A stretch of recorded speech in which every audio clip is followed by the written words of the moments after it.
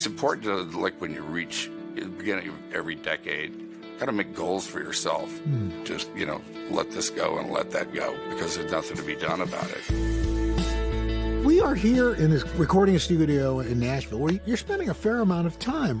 What is it about music that gets you excited? It's a celebration of life, It's also prayer. It's just joy. I'm kind of like figure this part of life, I'm not reaching for anything as I was in, say, my 20s and 30s. So do you find by not reaching that the things you want kind of come to you? Yeah. You already have it, grasshopper. You know what I'm talking about.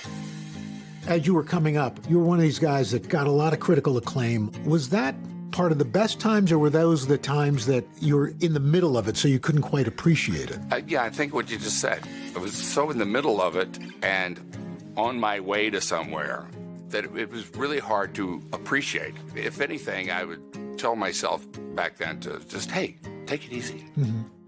Did you enjoy it? Were you able to enjoy it? Yeah, I really did enjoy it. I've always had kind of a sunny disposition about things, but there was the other side of it too. There's a dark side to it. But when you say a dark side, what do you mean? I wound up in rehab.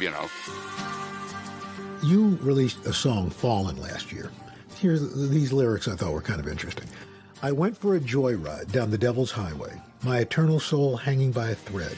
I was determined that the wheel was going my way, wind up beside the road, left for dead. Yeah. What were you getting at? That was cocaine, about going for a ride with the devil. What's your ride with God like now? I grew up in the Baptist church, and in my teens I became disillusioned with what I call churchianity. I read Siddhartha when I was 17, and that led me into Buddhism. I read the Bhagavad Gita, I read the Quran. Then I got into other things to kind of fill that hole. Achievements or, drugs or relationships or whatever it was. And then when I got out of rehab, I read the Bible again, and the red words of Jesus really struck me. That started my personal relationship with him that grew and continues to grow. And that's a great source of strength for me. When you look back at when you were in your 20s, what did you think 70 was going to be like? My dad died at 63, so I didn't have an example of it. I turned 63, and I woke up in the middle of the night about 6 months after, and it just hit me. And so I counted the days from my dad's birthday to the time he died, and from my birthday to when I woke up, it was the same number of days. I was like, in that night, I was older than my dad had been. I still feel like he's here in my heart and stuff like that, but it's like you become, that's a tough one to explain. It's so funny. No, here's the thing. My dad passed when he was 69.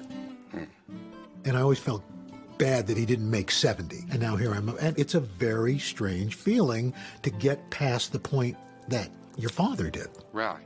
Yeah, it is, isn't it? If there's one thing you could impart to people about this transition, this milestone, what would it be? Welcome, and strap in and step it up. It's the new boot camp. I like that. Step it up.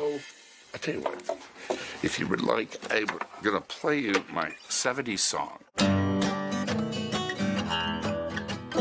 Please don't call me legend. My humble life's not through. It's got a beginning, a middle, but there still ain't no end to what I might yet do. I might just climb all the Himalayas, plant a flag on a planet or two. But if you call me legend again, please wait until I'm in my tomb. I'm quite capable of making my own mistakes, and I'm unafraid of failure.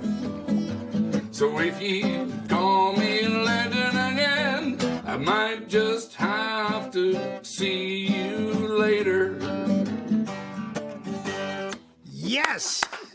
So there you are, Al. That's your birthday song. Well, that is a heck of a present. Yeah. Dennis, Thank you so much. Thank you, man. That's a great That was gift. a great discussion. Yeah, it was really special. And, you know, he just dropped all these gems. I love it. I think the best one for a T-shirt is strap in and step it up.